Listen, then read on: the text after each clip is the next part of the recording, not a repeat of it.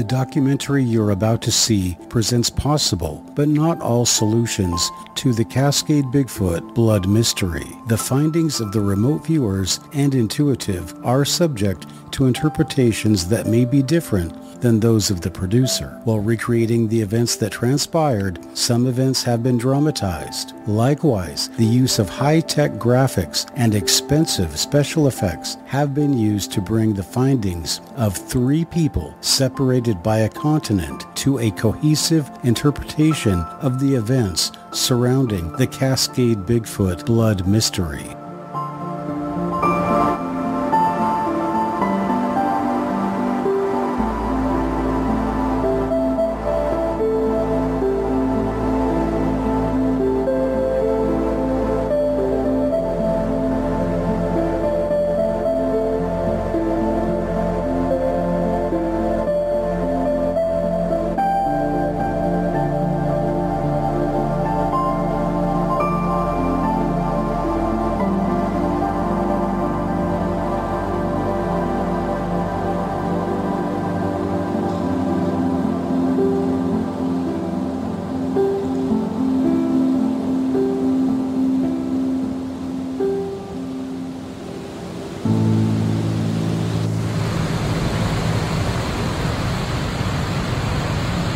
I'm Matthew Heines of Encounters USA, and if you have been following the Encounters USA podcast, you know we deal with aliens, Bigfoot, and Dogman.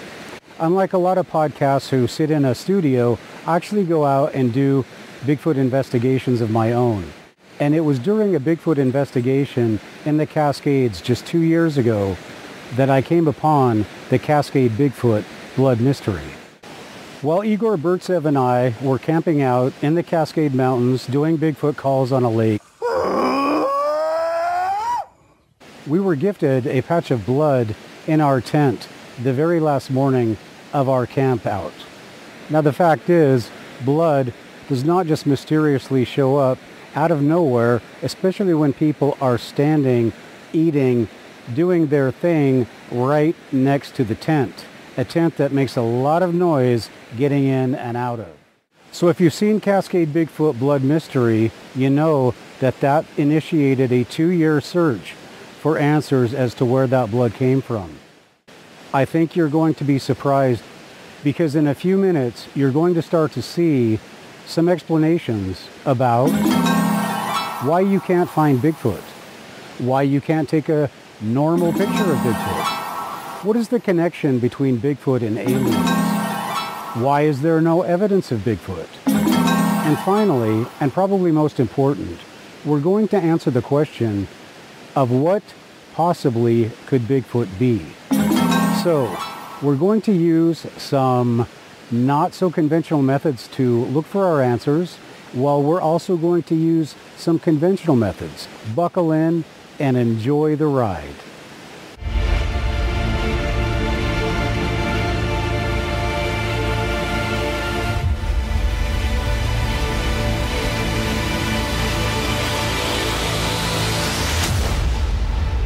If you've seen part 1 of Cascade Bigfoot Blood Mystery, then you know that a little bit over a year ago, something very strange happened in this spot.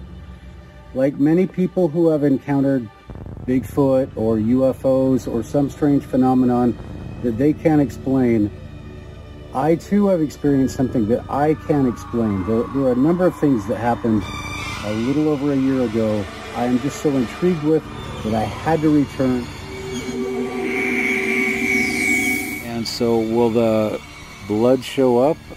We don't know. I guess we'll have to wait and we'll have to find out. And what I've found since I've returned is I've found some very strange activity. In fact, as you listen, you are going to hear in the background these cows that are really, really perturbed. They seem to be very upset about something. Hello and welcome to Cascade Bigfoot Blood Mystery Part 2. This is Cascade Bigfoot Blood Mystery Part 2. This is the tent that Igor Burtsev and I actually slept in when he was here for his sojourn, and we came up here to investigate John's property and do the things that we did here. One of those being call blasting on this lake. So 2 nights of call blasting on the lake, 2 nights of UFO activity, and 1 morning of...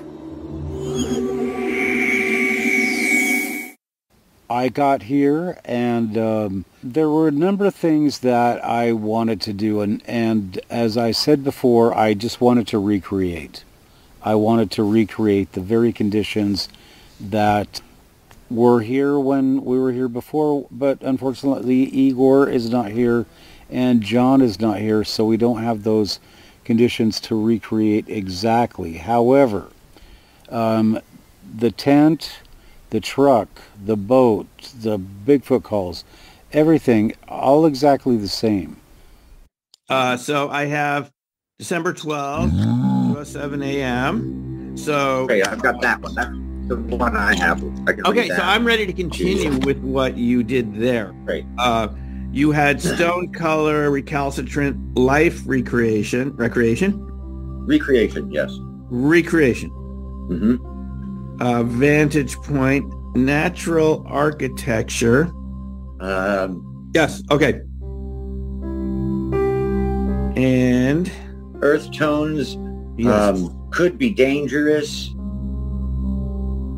Writing structures. Oh wow, I remember this ideogram. It's so weird, Doc. I'm gonna just zoom in on it because usually the targets look like the ideogram. The ideogram is really weird right here. Yes, yes. It's really, really weird. And it has aspects where, you know how if it's a loop, it's a biological. And some of these lines, I can't quite tell if they're a biological or not. And that might be part of the whole mega aspect of it. And there's one taller, kind of this thing, dangerous, kind of strong, and then there's almost like, it feels like this overlook kind of thing. And there's a sense of like danger, energy, kind of that's, I was getting those initial feelings just from the ideogram. Okay, now let me look. Can you take the coordinates again, get a new sheet of paper? Yep. And I wrote advanced perception I had before the whole thing. I got this sense of something human-made, human-touched, human vision, horizontal qualities.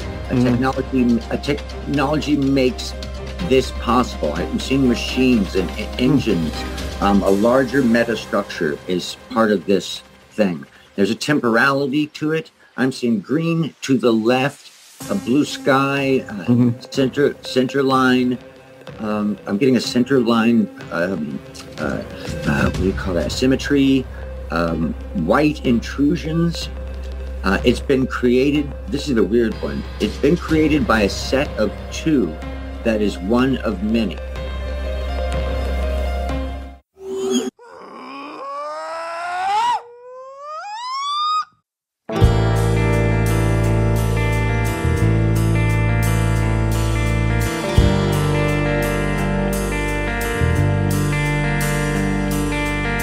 She floats in waves for the day to begin. A phone line could be so